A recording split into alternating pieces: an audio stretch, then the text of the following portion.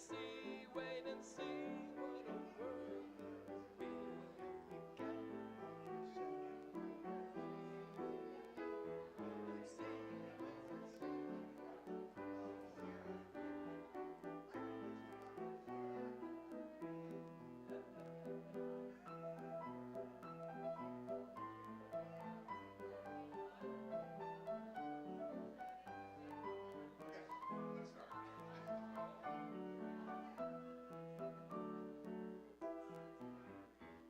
Shabbat Shalom, everybody. Wow, I like 20 minutes ago, I was thinking it was just going to be me and a couple other people, so it's so nice to have everybody here. There's a real sense of community. I'm going to do this. You guys should do it too. And then I get to look at my grandchildren, which is always nice. All right, so we do have such a nice group here tonight, and we, just to remind you, are not going to be meeting for a couple of weeks. So we'll be off on the 18th and off on the 25th, as I will be with those grandchildren. The 1st of August, we will be here, but it will not be for a service. We're going to show the documentary October 8th. The documentary October 8th is a reference, obviously, to October 7th. It is what happened in this country and around the world after October 7th, the rise in anti-Semitism. It is a documentary. It is not a fun documentary. Okay, it's not about specifically the attack, but it's about the attack and its aftermath, particularly what happened to the Jewish communities around the world, in America, on campus, etc., who staged, as I like to say, their own little follow-up pogroms on those places. Anyway, that will be at 6:30 that night, because we want to have enough time to see the movie and to have a little conversation about it, even though it may be upsetting, is what's real. It's all in the newsletter. Now, we don't have the entire August calendar. I'm going to be off on the 8th again. I'm traveling for something, and then we'll be back on the 15th. And we actually have a guest speaker, which we haven't done this in so long. But Nomi Joyrich, who's a friend of the congregation, director of Jews for Secular Democracy, is going to talk about all these ballot initiatives. It's not just a couple anymore. There's ballot initiatives coming out of ballot initiatives. So we're going to address that and talk about, I guess, what they are. I have to be honest with you, I have no idea what's on the ballot initiative agenda this year. So we'll do that, and then we're working on some others, and before you know it, we will be celebrating the high holidays. And yeah, they're not so early, they're not so late. They're close to it, as close to on time as they can be, right? Huh? September, yes, yeah. And a little bit into October, I can't remember. 23rd, yeah. The second one's in October, right at the beginning, right? All right, so our readers tonight are Carol Goldsmith, Yossi Ben-Gal, Rabbi Miriam Jeris, Dorit Ben-Gal, Ruth Kadish, and Richard McMains. And we will start, Arthur, if you will, the first slide. We begin to welcome in Shabbat. Where the world is dark with illness, let us spark the light of healing. Where the world is bleak with suffering, let us spark the light of caring. Where the world is dimmed by lies, let us spark the light of truth. May the honor of lighting our Shabbat candles inspire us to acts of goodness that illumine all the world. May they remind us to sanctify life with the power of life. I'd like to invite Sarah Markowitz to please light our Shabbat candles.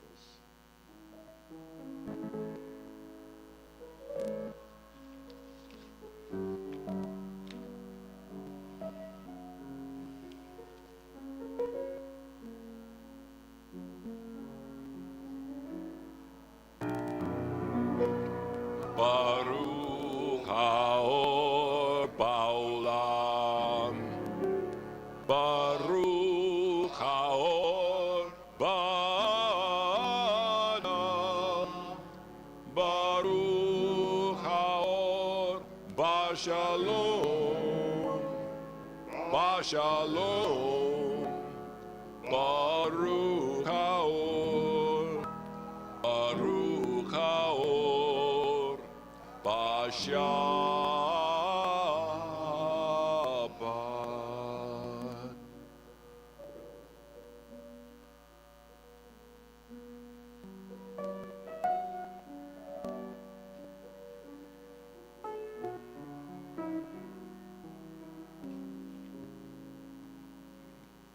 We come together this Shabbat, each bringing with us a private world of hopes, of fears, of dreams.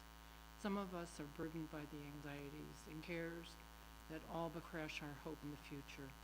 Others have hearts filled with happiness, grateful for the joys of the past week, yet aware that even the most fortunate are vulnerable before the mystery of tomorrow. Every life is a unique blending of joy and sorrow, of fulfillment and frustration. Beneath our uniqueness, we are all bound together by common humanity. All of us deeply yearn to know true freedom and peace. Each of us seeks the personal liberation of a mind that is not enslaved to conventional wisdom, a heart that is able to love without fear, a spirit that cries yes to our potential. Each of us strives, too, for the inner peace that comes with finding a harmony between our aspirations and our abilities. This is the Shabbat peace to which we aspire.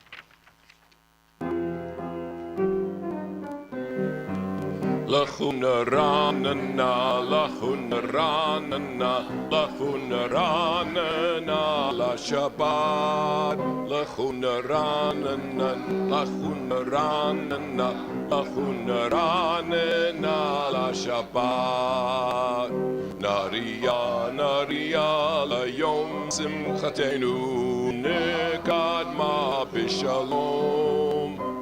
Naria, naria, leyom simchatenu, bismirot naria lo. Lachuna ranana, lachuna ranana, lachuna ranana, la Shabbat. Lachuna ranana, lachuna ranana, lachuna ranana, la Shabbat. Naria, naria, layom simchatenu, nikadma b'shalom. Naria, naria, layom simchatenu, bismirot naria lo. Lachuna ranana, lachuna ranana, lachuna ranana, la Shabbat. Lachuna ranana, lachuna ranana, lachuna ranana, la Shabbat.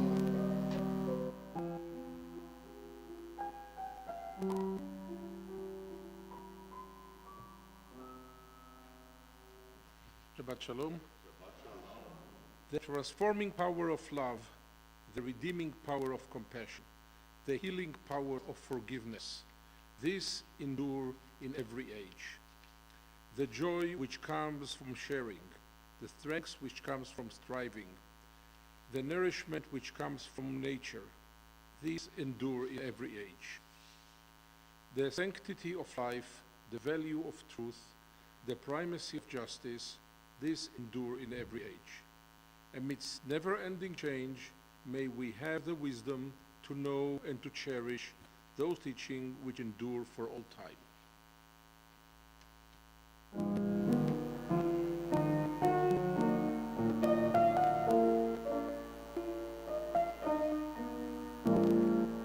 Mi aish echafetz chayim ohev yamim lirotov. Mi aish echafetz chayim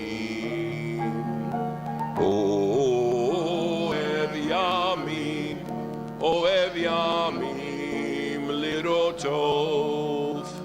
Nitzor lashon chamera usvatecha midaber mirma. Sur merav aseh tov bakesh shalom refonehu. Nitzor lashon chamera usvatecha midaber mirma.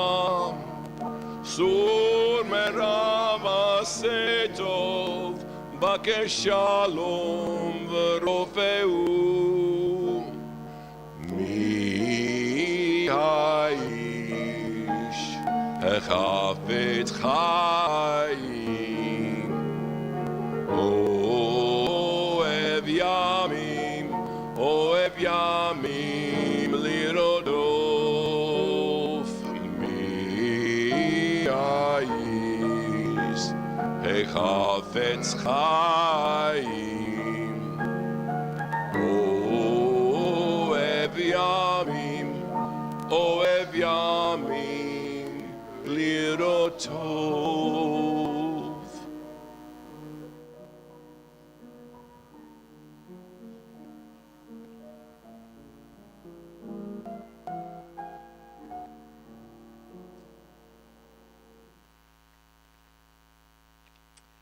We say what we believe what we say.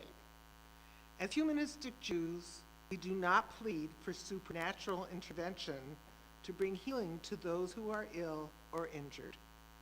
We seek to be present for them in the hope that this will contribute to their recovery. We do not ask that our dead find protection under divine wings of mercy. We acknowledge that the dead are gone and that caring for their survivors is what now matters. We do not look to the heavens to send us peace. We recognize that as an exclusively human responsibility. We use our communal rituals and celebrations to empower ourselves by gathering to affirm that what we believe about the nature of reality and the responsibilities of humanity, we are strengthened. For the humanistic Jewish believer, this is the essence of what some call the religious experience. Surrounded by a like-minded community, we are liberated to say what we really believe. Then, strengthened by each other, we can better manifest our beliefs in the world each and every day.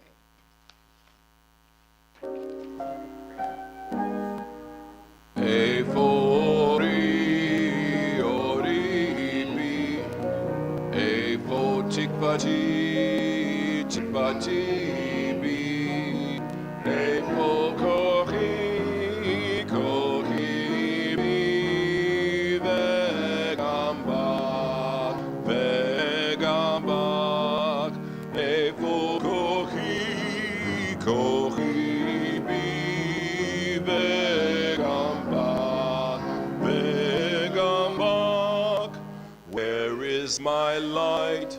My light is in me. Where is my hope? My hope is in me. Where is my strength? My strength is in me and in you, and in you. Where is my strength? My strength is in me and in you, and in you.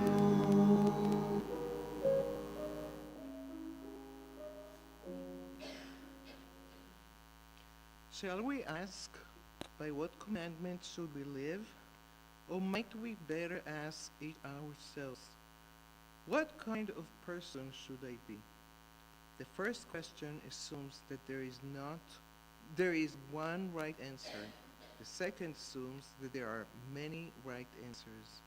If we seek to answer the second question, we are answered in yet another question. What should another suffering, or in need, afraid, or hungry? What causes are worthy? What world you dream of when your child plays safely in the street? There are many such questions, some already their own answer, some unanswerable. But when all the answers to all the questions are summed together, the answers come to this.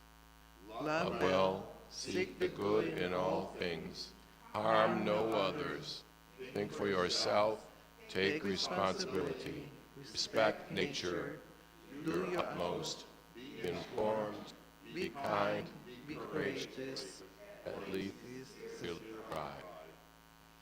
Add to these 10 injunctions this: let us always be true to ourselves, into the best in things, so that we can always be true to one another.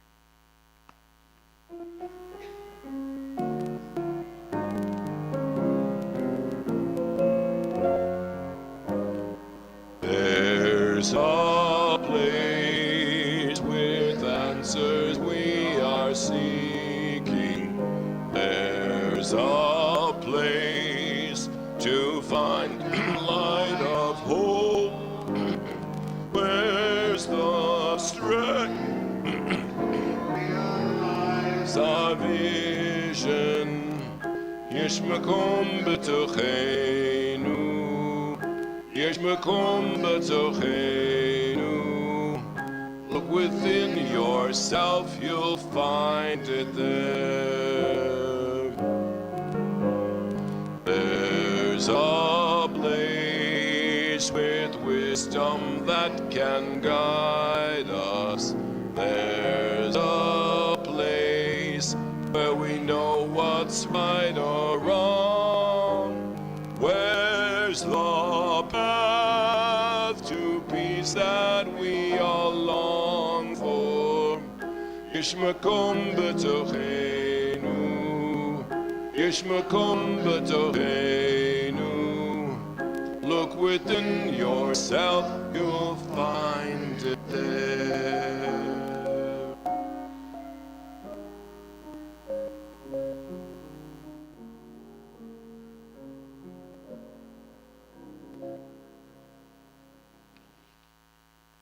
In the pursuit of a just world, may we hold fast to the ideals that give life its deepest meaning. Among these are the courage to hope, even when hope is scarce, to dream of peace, even when surrounded by uncertainty. Though the path to peace may be long, let us never lose sight of it. May we remember that peace is not only the absence of struggle, but the fullness of life that blossoms from justice, security, and compassion. Wherever there are struggles to achieve such a peace, let wisdom always guide actions. May we be vessels of peace, always carrying it in our hearts and minds, even when we seek to protect what we hold dear. And may the world we leave behind be one that reflects our highest ideals: freedom, understanding, and enduring harmony among all people.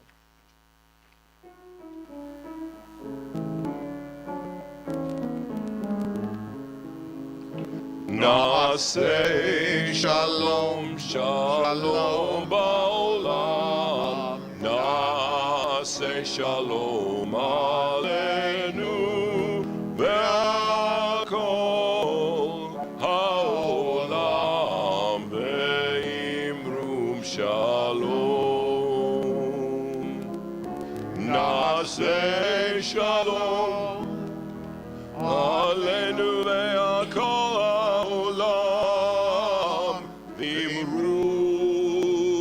Shalom, Na'aseh shalom, shalom ba'olam.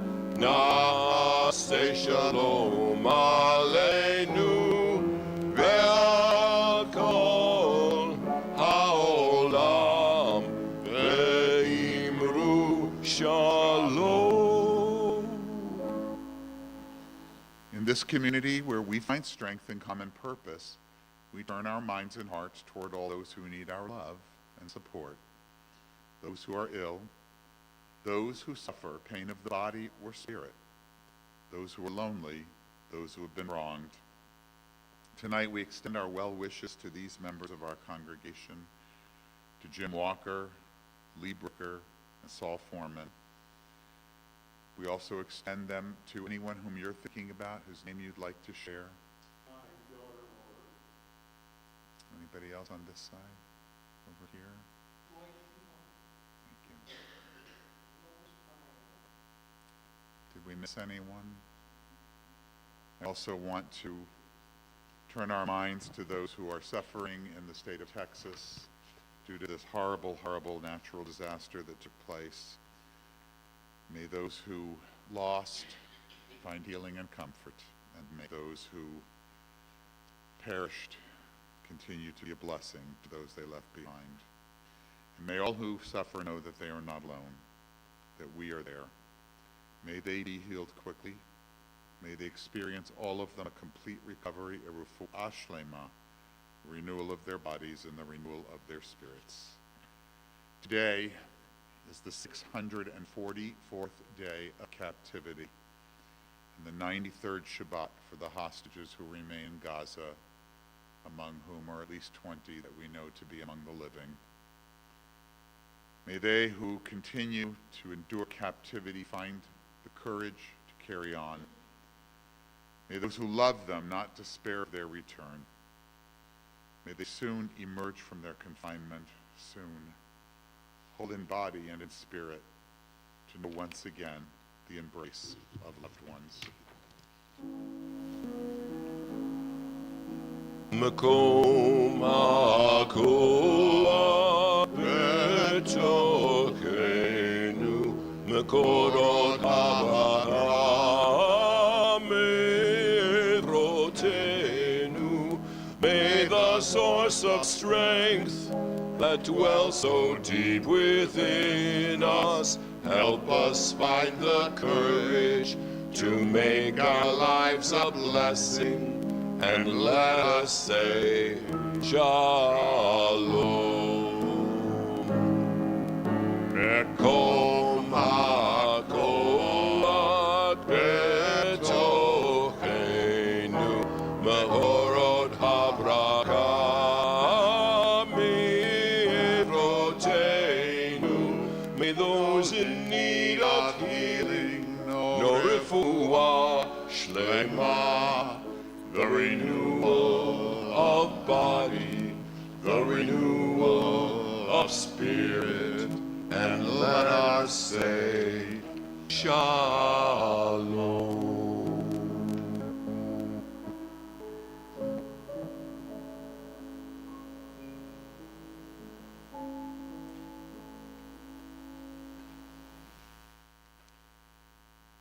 Death is real. In the world of changing nature, it is inevitable. It may be postponed, but it cannot be avoided. Loved ones do not pass away. They die. They do not escape the rhythm of life. But they leave their gifts. We still bask in their love. We still use their instruction. We are still inspired by their deeds. We still linger on the memories of their style. Immortality is very intimate. It is part of our mind. It is as close as our power to remember. In the real world, death is part of the drama of life. So is the loving tribute of remembrance. Our thoughts turn to those who are no longer with us, our own loved ones, those whom our friends and neighbors have lost, the martyrs of our people whose graves are unmarked, and those of every people and nation whose lives have been a blessing to humanity. As we remember them, we meditate on the meaning of love and loss, of life and death. We recall now our loved ones whom death has recently taken from us, those who died at this season in years past, and those whom we have taken into our hearts with our own. Tonight, we mourn, observe the yardzites of these beloved members of our community and their loved ones. Because we're not meeting again in July, this is a list that includes people whose yardsites are observed now and in the weeks to come. And at the top of our list is the man who wrote those words that we read in just a moment ago, that Richard came and shared with us. We observed this month the yahrzeit of Rabbi Sherwin T. Wine. Together with Rabbi Wine, we recall Leonard Blum, Bruce Bonet, Edward Broida, Sam Calfin, Judith Dessenberg, Bill Ernst, Harvey Frank, Harold Gatch, Shirley Ginsburg, Sylvia Gottesman Creed, Sidney Graber, Enid Grauer, Joseph Bernard Klein, David Krieger, Ariana Kuffler, Frida Kurland, Jacob Kurland, Merrill Miller, Anna Remnick, Jack Ross, Edna Skela, Norman Tepley, Myrtle Weiner, Arnold Winchell, Levi Wolberg, and Greta Wolfthal. If there's someone whom you're remembering, whose name you'd like to mention tonight and add to this list, we go around the room. Anybody here? Miriam? I saw another name, Jerry. Anybody else over here on this side of the room? We say, Yehi zichram livracha. May their memories provide us with a blessing. May, as we go through life in their absence, we feel some comfort from the lessons that they taught us, the joy that they brought us, and even sometimes a little bit the aggravation too, because we're all human, and that's what we love about each other. If you can do so comfortably, please rise as together we recite our humanistic interpretation of Kaddish. Nitgadal v'nitzkadash beruach ha'adam. Let us dignify and ennoble all people in the spirit of our shared humanity. Let us acclaim the preciousness of life. Let us show gratitude for life by approaching it with reverence. Let us embrace the whole world even as we wrestle with its parts. Let us each in our own way take up our share in serving the world and seeking truth. May our commitment to life help us to strengthen healing of spirit and peace of mind. May justice and peace permeate and comfort the house of Israel and all those who dwell on earth. And let us say, Ken Yehi, may it be so. Please be seated. Well, Shabbat Shalom again, everybody. And tonight we're gonna talk a little bit about the past, a little bit about the future. Hopefully you'll learn a little bit about American Jewish history and world Jewish history. And I'm going to try to be a little bit of a prophet, although prophecy, as the rabbis once said, is gone in Israel. But I want to start with the best, if incredibly cliched metaphor that I could come up with for this talk, a tree. It's Jewishly appropriate, if not a little hackneyed, because we use the imagery of tree for so many Jewish ideas. Tonight I want to ask us to think about the Jewish world, our people, our traditions as a tree. Now ours is a tree with a strong and sturdy trunk, been around for quite some time. It has deep roots as a result of that. They go back thousands of years. And there is a wide array of branches, large and small, and they spread out in every direction. Some are low to the ground, some high up, some gnarled and old, others just beginning to sprout because we renew our traditions. This, I think, though, it's a pretty good picture of the Jewish people and our many traditions. One tree and many branches, and that's why I called the talk tonight, One Tree and Many Branches. Now, some will say we've always been like this, right? The pluralism is in our DNA. And in a sense, that's true.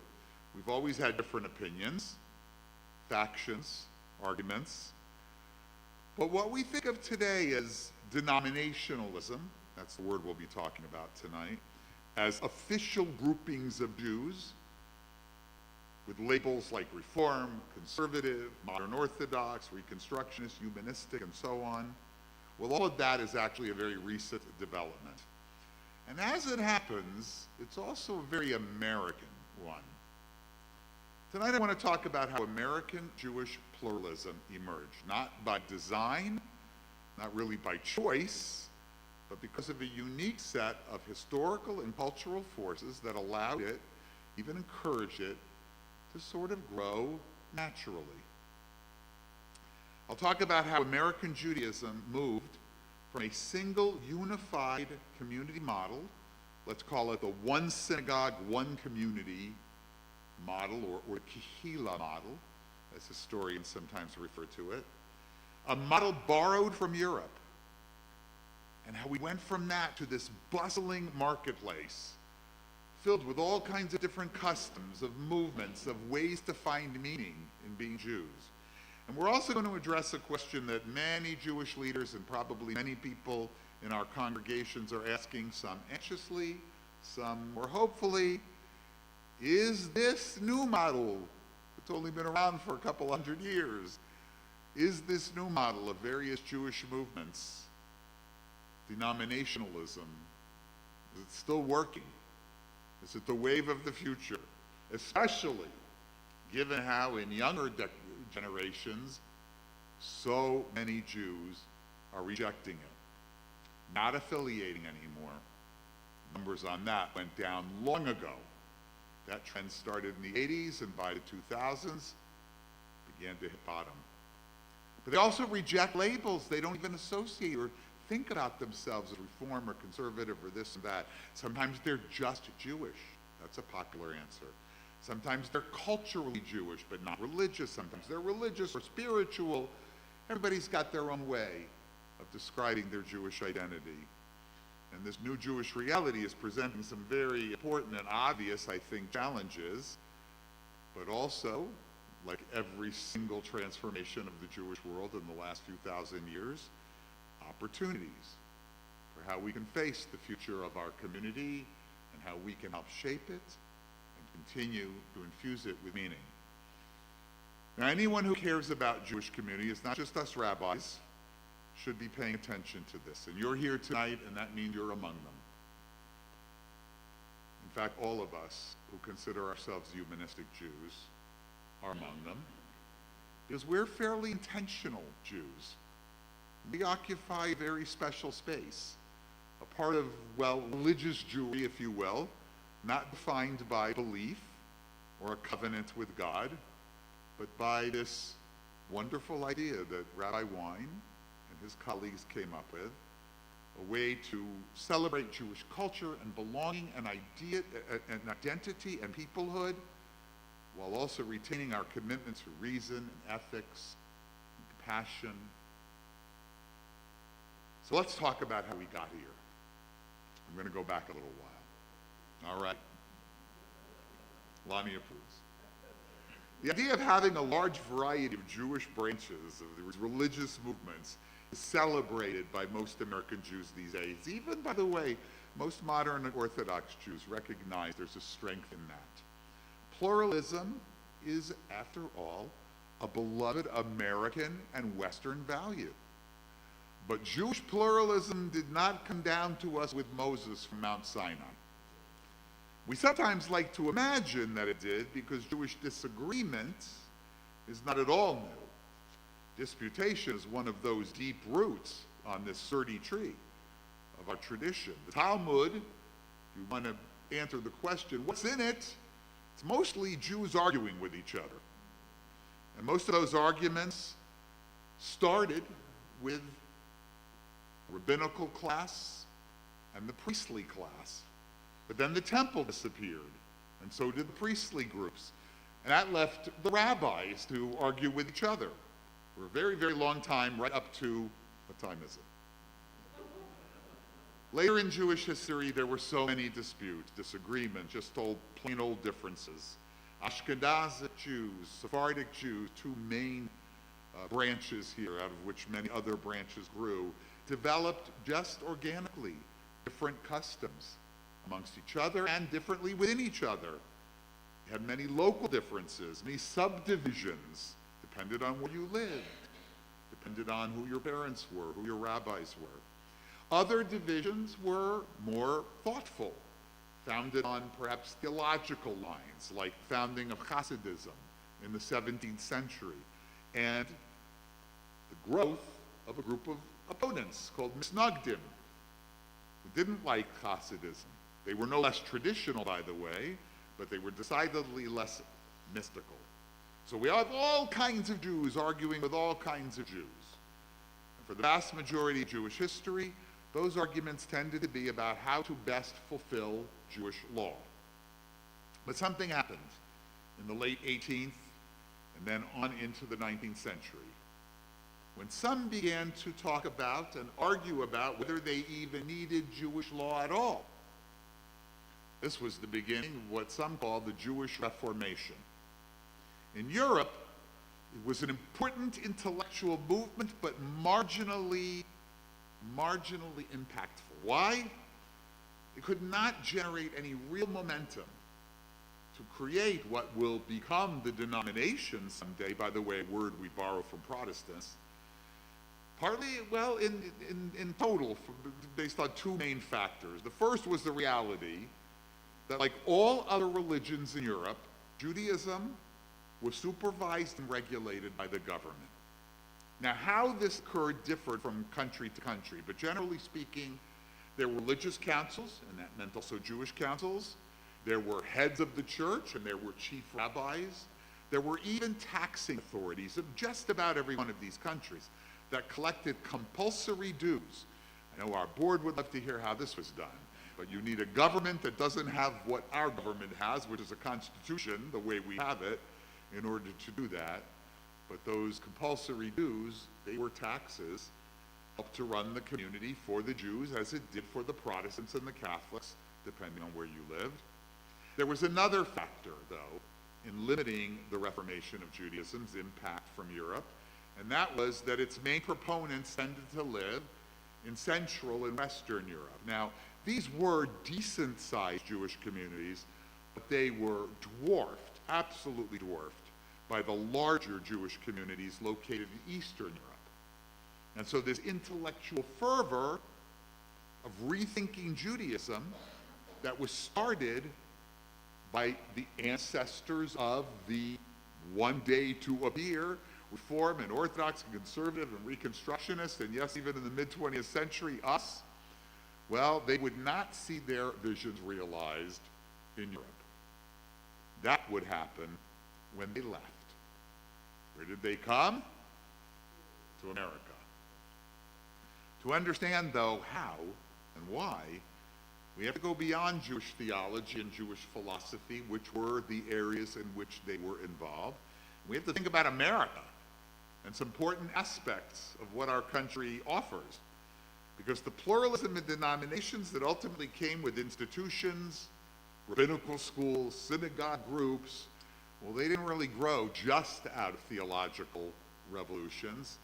They were nurtured along by the same forces that created department stores, competing newspapers. They came from the market. How so? Well, some of you have been taking my American Jewish Experience class, all sessions, now online. Go to our YouTube channel. And many of you traveled with me to Cincinnati, so you heard versions of this when we were there. Well, you already know, and I hope the rest of you do too, that the American Jewish story does not start at Ellis Island in the 1880s. Yes, that is when most of our ancestors came, but American Jewry began in the pre-revolutionary era and grew. And perhaps not as large as it would become, certainly not in the 1880s through the early 1920s with that massive immigration, but nevertheless did grow during the first 75 years of our republic. During those early decades of American history, most of the Jewish immigrants who came here were from the same places that other new Americans were coming from, as long as there were Jews in those places. Britain, for example, though not too many, they didn't have a lot of Jews, but certainly Central Europe, even Western Poland, particularly German nations. You know, it wasn't a unified country yet at that point. Like other newcomers to this country in those years, these new American Jews were frequently adventurous. They were pioneering. They were as likely to be seeking economic opportunities as they were to be escaping persecution. And for all the difficulties faced by them and other new Americans who were settling in New York or setting out for the frontiers of Ohio, of Pennsylvania, and westward even, they found here some wonderful surprises. One of these was absolute and total freedom of religion. No chief rabbis, no government-approved monopolies for sanctioned churches and synagogues, no religious regulations whatsoever. America's policy was this: you want a church? Start a church. You want a new religion? You can do that too. Jews quickly discovered the same was true for them. Because in America, Jews were free, entirely free. Now, that freedom, like all freedom, came with a cost. Without government-sanctioned, centralized religious authorities, Jewish life in America was going to have to operate like everything else in America, according to the rules of the market. This also meant Jews could leave the community at any time. But the freedom also came, as we know, with many, many opportunities. I mentioned a moment ago that earlier model of Jewish community, the one synagogue, one community, the Kehillah model. That began in America with the very first Jews who arrived in New York, New Amsterdam at the time, in the 1650s. They were Sephardic. They were of Spanish and Portuguese descent. They were coming up from Brazil. And just as they had experienced back home and in all the other places Jews were settling at that point in the New World, they made the decision, it was obvious to them, to build one unified synagogue for one unified community. And believe it or not, this model remained in effect in all the subsequent settlements that the Jews established on the East Coast and the original colonies for almost 150 years. Now, of course, there weren't that many Jews, so that one synagogue, one community model suited everybody. You weren't going to go set up something different for a community of 300, 400, 500, or even 1,000 Jews. But once that began to change, in the decades after the Revolution, with new Jews coming over, our market economy started to influence these new and previously established growing Jewish communities. At first, they began to found new synagogues, perhaps with the idea that they were going to rebuild what they left behind. And most of the newcomers were Ashkenazim, but some were from Germany, some were from Prussia, some were from Bavaria, some were from Western Poland. And they weren't necessarily the same kind of Jews, and they were certainly very different from the Sephardic Jews, a dwindling community whose synagogues still held a monopoly. So they began to found a few Ashkenazi Jews here and there, synagogues here and there. But then they began to split off from each other even there. You don't pronounce it the right way. You do the service the wrong way. You sing the tunes the wrong way. And soon there were German-style shuls, Bavarian, Prussian, you name it, Polish-style shuls. Many failed, others took root. This is the actual beginning of American Jewish pluralism, but it was only the beginning. It would soon take a very real turn. Remember those people, those rabbis that were back in Europe trying to reform things? Being frustrated that they could not do it, every little thing they tried being thwarted by some chief rabbi who reported them to the government or what have you. Well, they came to America too. Even before they arrived, their word arrived. South Carolina is a good example. The first signs happened to have emerged there in Charleston. Now, Charleston was not the biggest Jewish community, and actually, due to Charleston reasons that have nothing to do with the Jews, it was going to shrink in just a decade or two. But it was the most boldest in trying to address a very worrisome trend. A very worrisome trend. I mentioned that freedom that Jews had to leave. Well, that was a big American Jewish phenomenon at this time. Jews were leaving. They were losing interest in Judaism altogether. These were tiny communities. Many of them were isolated. Many of them were living on the frontier. Again, the frontier is not Wyoming, the frontier is Ohio and Pennsylvania. And so, Charleston and others, inspired by the European reformers, began to consider what they could do to make Judaism more modern, to westernize it, to perhaps keep these Jews in the fold. The first attempt, Charleston, was a Congregation Beth Elohim, founded as a traditional Sephardic synagogue, just as the synagogues in New York and Philadelphia were. It was the second oldest at that time in the U.S., and they wanted to make some of these reforms. What were they? They wanted an organ. They wanted some prayers in English. They wanted to shorten the service. They wanted it to look a little more like what the Christians had. A little decorum, not all this chanting. As it turned out, for a variety of reasons, they were about to build a new temple, a new synagogue. And because they were putting up a new building, the first reform that came up was the organ. Why? Because you didn't go to the store and buy a Hammond. You built an organ into the infrastructure of your building. When they announced this, a majority on their board, the traditionalists among them took them to court. They asked the judge to rule that an organ was not an acceptable Jewish tradition. This had never happened before. Only in Europe would you go to a court to ask them to enforce something, or more likely to the magistrate or somebody who was in charge of the religious organization of the town. But not in South Carolina, you don't do that. In South Carolina, the court had a very clear answer. This is none of our business. This is a matter for the court, for the congregation alone. The state will not get involved, and the state, federally and locally, never did get involved again. This was a turning point. It laid the groundwork for Jews to internalize their new reality, that the American model of religious life is congregationalism. This idea that I mentioned, that you're on your own, folks. Do what you want.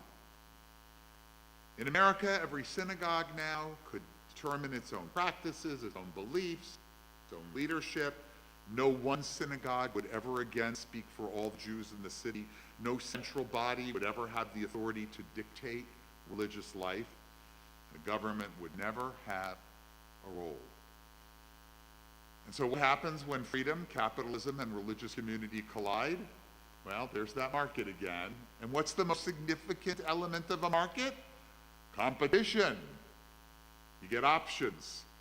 You get the beginnings of denominations, even if they haven't been named yet. Well, this didn't stop the Jews from wanting to have a sense of unity. I suspect that we wish the Jews were more unified too, right? It's a secret hope, perhaps, that we all have. I have it, but it's also a silly hope, because we never will be. But at the beginning, even as the American Jewish community was hurtling toward fragmentation, some of the most important Jewish leaders of the 19th century were hoping that they could find a compromise. There are two names that stand out in this effort. Isaac Leeser is one of them, essentially the founder of American Judaism, and the other, Isaac Mayer Wise, who, if you were with us in Cincinnati, you visited his synagogue. They had very different backgrounds, they were very different personalities, very different visions, but they thought that perhaps they could reconcile them. This is the last attempt. Isaac Leeser was a traditionalist. He was originally from Prussia. He settled in Philadelphia when he was 17 years old. He was the only knowledgeable Jew there. And so he became the first clergy person, though he wasn't a rabbi. We didn't have rabbis yet in this country. What did you ever do without us? But he was a traditionalist. He wanted to preserve halakha, but he also wanted to adjust to the new reality. So he tried to meet the people where they were. He allowed translations of Hebrew in the prayer book. He didn't lead the service in English, but he allowed the translations. He himself translated the Bible into English. Yes, you can say they had the King James, but the interpretations in there were so Christian. And he provided a Jewish translation. You may remember that one you grew up with. I know I remember it. It had all the thous and the these, the Jewish Publication Society. It was based on that. He published his sermons in English. That was an innovation. Rabbis didn't give, or clergy didn't give sermons in English. He published the first American Jewish newspaper. He thought that by offering the right tools, a better education for Jews, and dignified worship, he wanted the decorum too. Access to learning that they could understand, American Jews would embrace a shared, unified, traditional, modern Judaism. Isaac Mayer, well, I sort of agreed with him, but he was coming out of a reformer background. He was German-born too. He came over later as a full-fledged adult, settling in Cincinnati eventually. And he thought, well, can't we make some compromises? He wrote to Leeser. He tried to bring him in, but he wanted change. And people to the left of him on the religious spectrum wanted even more change, the radical reformers. So Weiss tried to compromise. He created a prayer book. It was called Minhag America, the American Ritual. He founded a seminary, the Hebrew Union College, Hebrew being a synonym for Jewish in those days. And he started a congregational body to support it. He didn't call it Reform. He called it the Union of American Hebrew Jewish Congregations. He thought we would all come together on it. And for probably 5 minutes, Isaac Leeser did too, until he read that prayer book, and then that was over. We were never going to have a big tent here that was going to cover anybody. Neither of them succeeded. One was traditional, one for the acculturated Jews, one was too liberal for the more traditional Jews. Neither could figure this out. The truth is that the very forces that had allowed Jewish life to flourish in America, this freedom, this autonomy, this capitalism, were the same things, of course, that made this unity impossible, unless it was to be enforced by the top, which we now had learned from South Carolina's court and the United States Constitution would never happen. Well, we were going to have splits, and we came to call them denominations. Reform, conservative, Orthodox, eventually Reconstructionist, and finally Humanistic Judaism would become the default structure for Jewish synagogue religious life in America for well over a century. Now, there were other things that did unify us a little bit more that were happening. I'm not going to go into them too much, but B'nai B'rith, for instance, was founded, and eventually Jewish federations come along. That takes a while, and other organizations as well. They were able to create unity as long as they explicitly ignored and left Jewish religion out of it altogether and leaned only into Jewish secular culture. But that, of course, is not enough for a Jewish community. We have our secular side, but we have our spiritual religious side too. As we begin to think about the future, a post-denominational future, as I mentioned at the beginning, it's important to understand that none of these religious movements were founded in order to make Judaism easier. That was never the goal.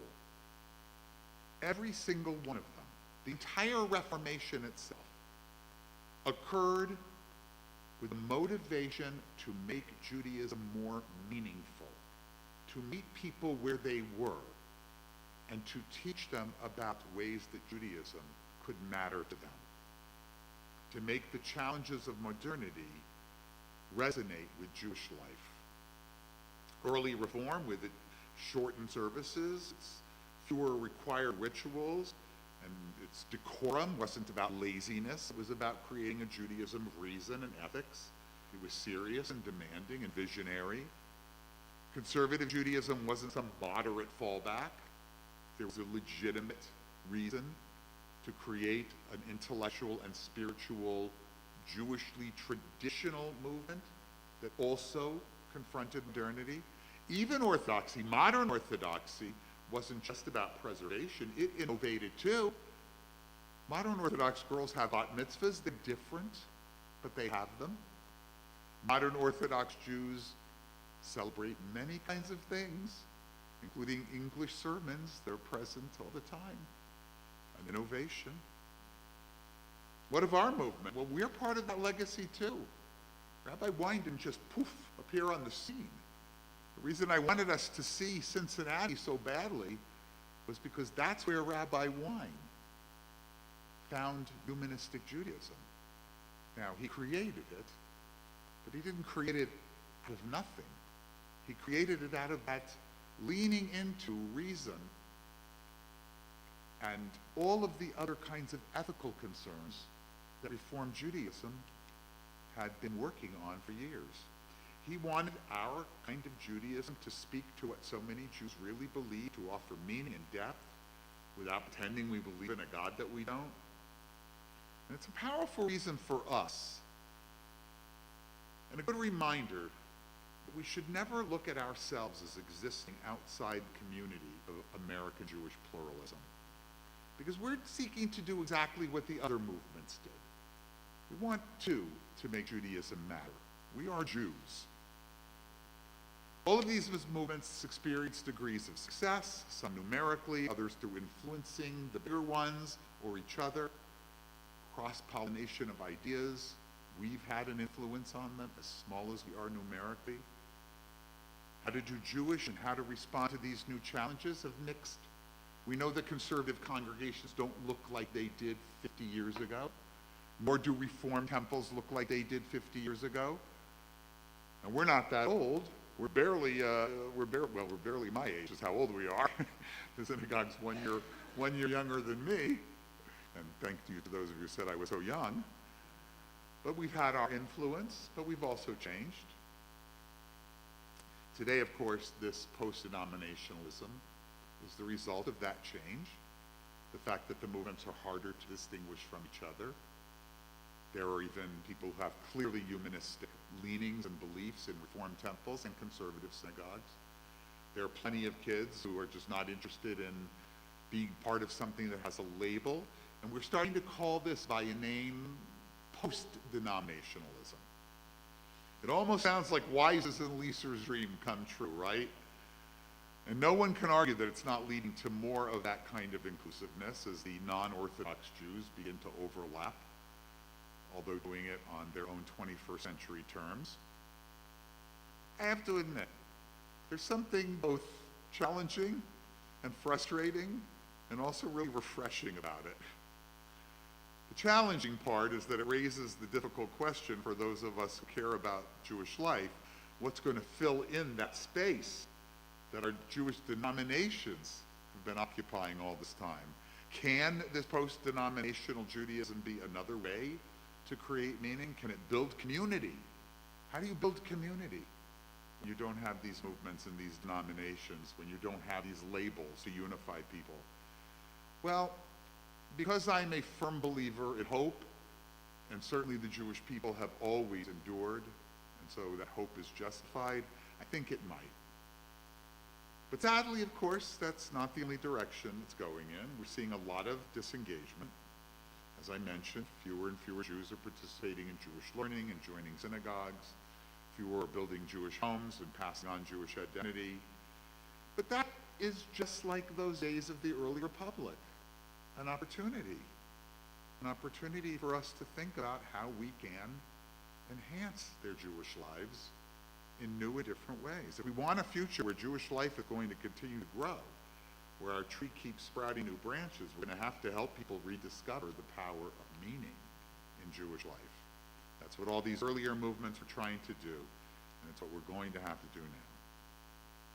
So I'm afraid to tell you I don't have any answers, but I do know this. We are at a crossroad. Our American Jewish community is in the midst of one of the most fluid and uncertain, but potentially also the most creative periods in American Jewish history. I don't have the slightest idea what's going to happen after denominations, but I have a feeling that they're no longer going to be the answer.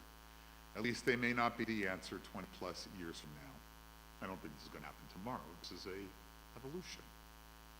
Of course, neither I nor anyone can know what's going to happen or prophesy what the shape of the Jewish future will be, but we can know this. We can know this. If we want American and world Jewry, because we've influenced the entire world with our denominationalism and our pluralism, we want this to continue to evolve. Those of us committed to the Jewish future, we've got to be part of offering new meaning in new places. Because while today's Jews may not want those labels, we know that every human being on earth seeks meaning, ways to explore their identities, their heritages, their histories. Every human being on earth wants to belong. We're going to talk about this in the holidays, what we offer in terms of belonging. And because I'm a humanistic Jew, and a very committed one, I believe we have an important role to play. That our philosophy has something essential to offer in this moment and going forward. Because we offer meaning in ways that others don't, explicitly. Through real honesty, through integrity, We offer it in the story that we tell about Judaism and reality. We find meaning in true community. We find meaning in the ability to refresh Jewish wisdom and to place it in the realm of reason. We find meaning in the ability to nurture and create Jewish culture and renew old Jewish culture as well. And we connect Jews to our ancient worldwide family, something else I'll talk about on Erev Rosh Hashanah, the Jewish people, the Jewish family. And we do all of this without requiring beliefs that many of us no longer hold, without pretending that being Jewish means giving up our critical thinking, our human-centered values. For so many modern Jews, we offer a path for making Judaism matter, which, to be honest, again, puts us right in line with what every movement did before us. But like every other movement today, we're also standing at the edge of this something new. So how, in an age of post-denominationalism, which is going to swallow us up too, knowing that we're a really tiny movement,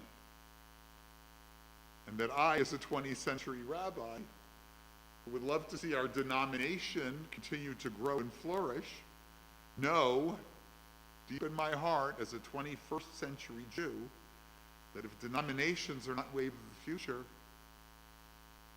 we're going to have to come up with other ways to offer the meaning that our philosophy of Judaism offers. And to do so absolutely and without any caveats, or we will not be part of this wave of the future. So I'm going to just make one little suggestion, a possible future. Let's say this comes to pass. Well, I think that we may have models to look at. Back when I was a rabbinical student, I learned with a great philosopher named Rabbi Alvin Reines. Some of you have heard me talk about him before. He was very dear to me. He was also perhaps the most radical Reform rabbi to ever remain a Reform rabbi. Rabbi Reines, who believed in God exactly as much as we do, wanted to stay in Reform Judaism and to make it a bigger tent, one that could include, as he saw it, pretty much the entire non-Orthodox Jewish world. He called this idea polydoxy. It was the opposite of orthodoxy. One truth is orthodoxy. Polydoxy is a community of many truths. This was a vision of Judaism as a religious framework, flexible enough to include many theologies, many beliefs, and many paths under one large tent. He founded it in something called, he coined the term, a freedom covenant, a freedom pact. It was a bold idea. It never took hold. His book, by the way, was so complicated that it took him hours, which I think he enjoyed, to personally explain it to me.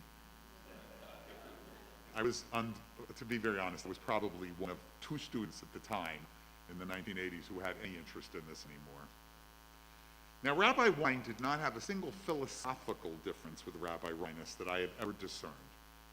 But Rabbi Wein, in that period, in that age, was unwilling to be the most radical Reform rabbi in the Reform movement, obviously, or we wouldn't be here. He had a different vision, one that insisted on creating communities that were clear about what they stood for.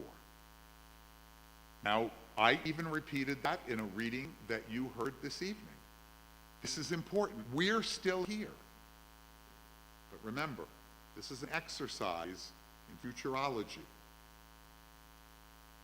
Now, Rabbi Wein admired Rabbi Reines' thinking. He wrote, as humanistic Jews, we should be very glad that polydoxy's around. But where he differed was on the vision of community. How, Rabbi Wein asked, do you organize a congregation or a religious community when the only unifying principle is the agreement to disagree? Again, I'm in Rabbi Wein's camp. Okay, that's the entire reason I'm here, enjoying in my 60s the best career opportunity I was ever offered. I love being here, I love this community, I love this movement. But I'm also aware that lurking behind me is this post-denominationalism, And I think, though I cannot know, that it will only grow larger. And there's one more thing that I do know, which is that in a world where denominations are fading and boundaries are blurring, Rabbi Wein's ideas of what it means to be a humanistic Jew cannot and must not take a back seat. And if that means revisiting Rabbi Reinus's idea that we become part of communities that are post-denominationalism, while simultaneously adhering to and teaching others about our unique philosophy, well,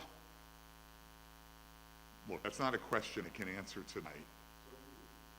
I can't answer it.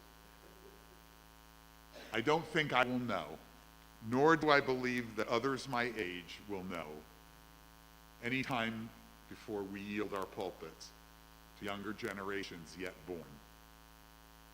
Nevertheless, as humanistic Jews committed to reality, and this is the emerging reality, we, just like the others, some of whom are in more denial than we should be, are going to have to keep asking together what this world of Jews in America will look for in a post-denominational reality.